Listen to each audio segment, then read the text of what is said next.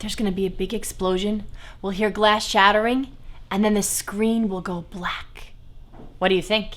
Sounds great, Mommy. Okay, great. So then we start filming tomorrow morning. But Mommy, tomorrow's Shabbos. No, it's not. Today's Wednesday.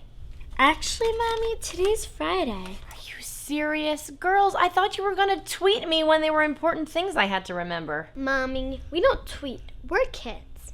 Okay, that is a very valid point. Well, in any event, now that it's Friday, we have to get started on Shabbos immediately. Are you guys ready to help? Yeah! Let's go!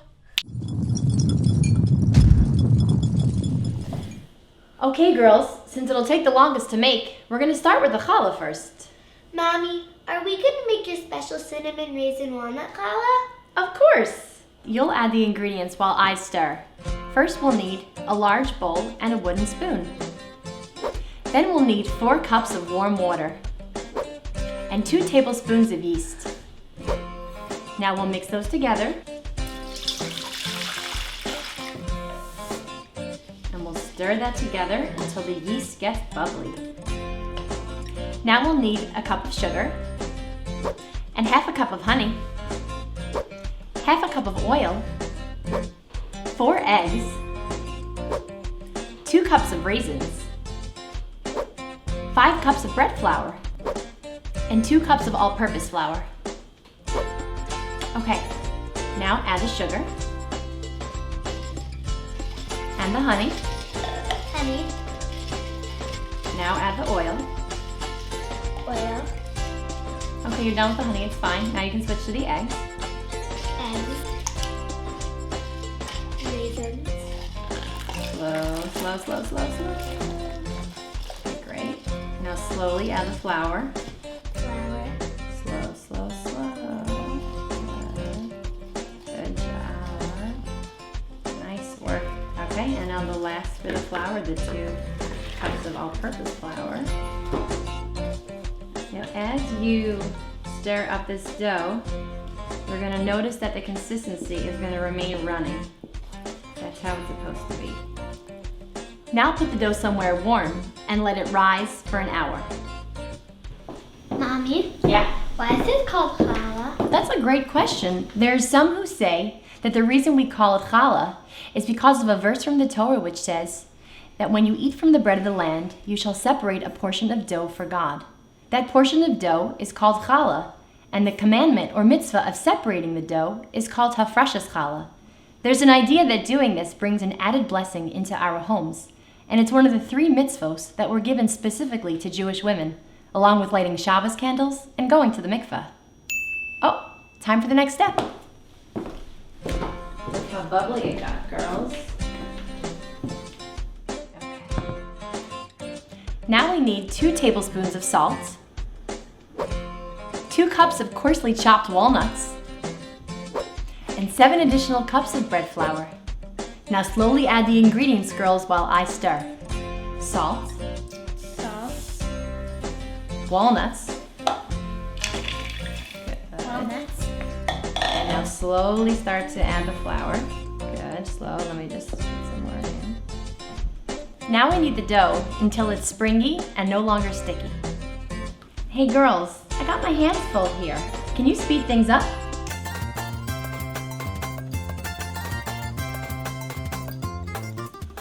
Now we let our dough rise in a warm place for another hour. Mommy, I know the Torah tells us to, but is there a deeper meaning behind setting aside a piece of our dough for Hashem? Another great question. In the Talmud we're told that the reason that the mitzvah of hafrashas challah is written right next to the mitzvah against idolatry is because whoever separates challah is as if he destroyed idolatry. Why is that? Let's think about what goes into baking bread.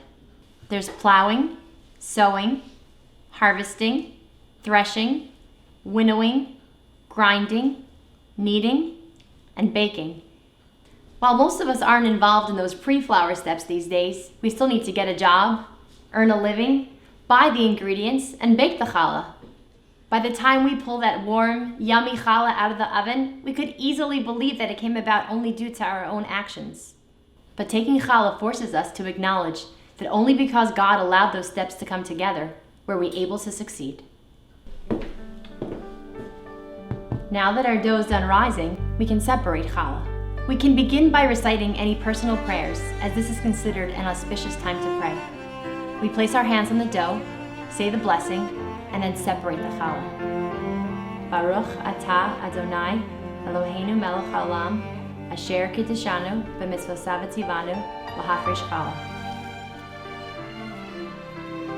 Harei zeh challah.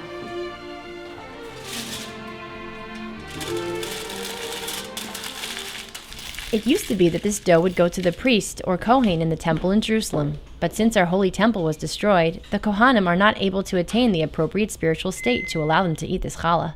We therefore burn it to make sure it's not used or mistakenly eaten. It must be burnt before we eat the bread from which it was taken.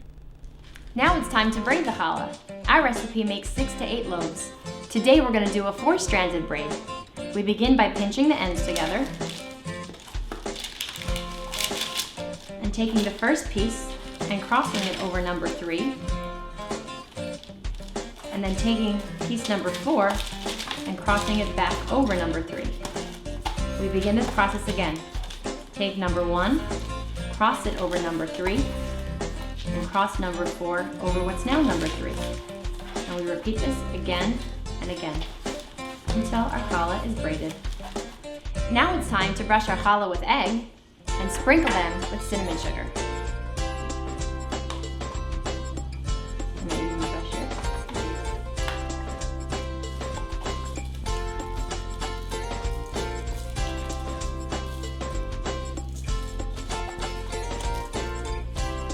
And now we'll let the challah rise for 45 minutes before baking.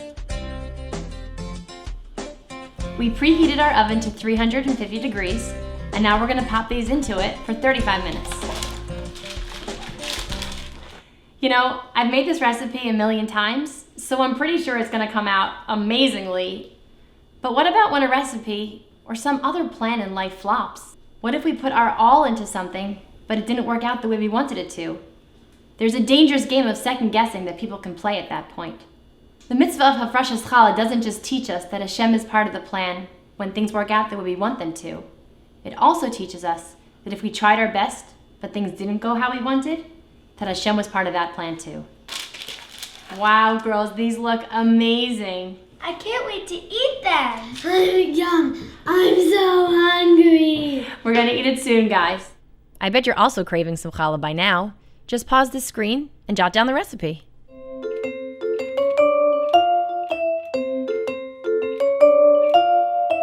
Sincerely yours, Jew in the City. To learn more about many topics related to Jewish women, visit mikveh.org.